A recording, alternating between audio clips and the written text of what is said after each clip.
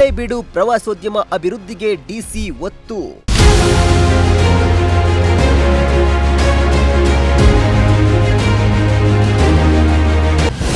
ದ್ವಾರಸಮುದ್ರ ಕೆರೆಗೆ ಬೇಲಿ ಹಾಕಲು ಜಿಲ್ಲಾಧಿಕಾರಿ ಸೂಚನೆ.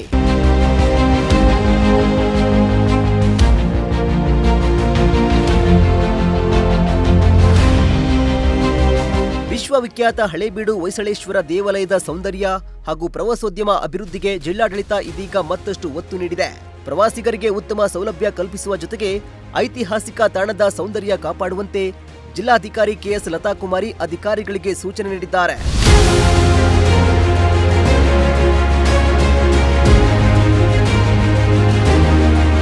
ಹಾಸನ ಜಿಲ್ಲೆಯ ಹಳೇಬೀಡಿಗೆ ಜಿಲ್ಲಾಧಿಕಾರಿ ಕೆಎಸ್ ಲತಾಕುಮಾರಿ ಭೇಟಿ ನೀಡಿ ಪ್ರವಾಸೋದ್ಯಮ ಅಭಿವೃದ್ಧಿ ಹಾಗೂ ಮೂಲಸೌಕರ್ಯ ಕಾಮಗಾರಿಗಳನ್ನು ಪರಿಶೀಲನೆ ನಡೆಸಿದ್ರು.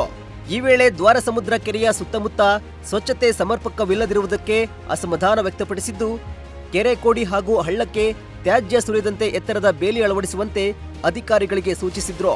ಹೊಯ್ಸಳೇಶ್ವರ ದೇವಾಲಯದ ಕಾಂಪೌಂಡ್ ಪಕ್ಕದಲ್ಲಿರುವ ಅನಧಿಕೃತ ಗೂಡಂಗಡಿಗಳನ್ನು ಶೀಘ್ರ ತೆರವುಗೊಳಿಸಿ ಸುತ್ತಮುತ್ತಲಿನ ಪ್ರದೇಶವನ್ನ ಸ್ವಚ್ಛವಾಗಿಡುವಂತೆ ಅಧಿಕಾರಿಗಳಿಗೆ ನಿರ್ದೇಶನ ನೀಡಿದ್ರು.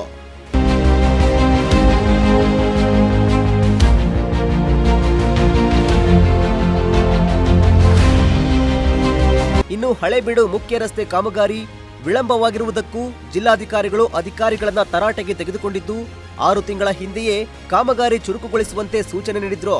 ಇನ್ನು ಕಾಮಗಾರಿ ಪೂರ್ಣಗೊಳ್ಳದಿರುವುದಕ್ಕೆ ಅಸಮಾಧಾನ ವ್ಯಕ್ತಪಡಿಸಿದ್ರು. ಇದೇ ವೇಳೆ ಸಾರ್ವಜನಿಕರು ಹಲವು ಸಮಸ್ಯೆಗಳನ್ನ ಜಿಲ್ಲಾಧಿಕಾರಿಗಳ ಗಮನಕ್ಕೆ ತಂದ್ರು. ಸಾರ್ವಜನಿಕರ ಸಮಸ್ಯೆಗಳಿಗೆ ಸ್ಪಂದಿಸಿದ ಜಿಲ್ಲಾಧಿಕಾರಿಗಳು ಸಂಬಂಧಪಟ್ಟ ಅಧಿಕಾರಿಗಳ ಜೊತೆ ಸ್ಥಳದಲ್ಲೇ ಚರ್ಚಿಸಿ ಅಗತ್ಯ ಕ್ರಮ ಕೈಗೊಳ್ಳುವಂತೆ ಸೂಚಿಸಿದ್ರು.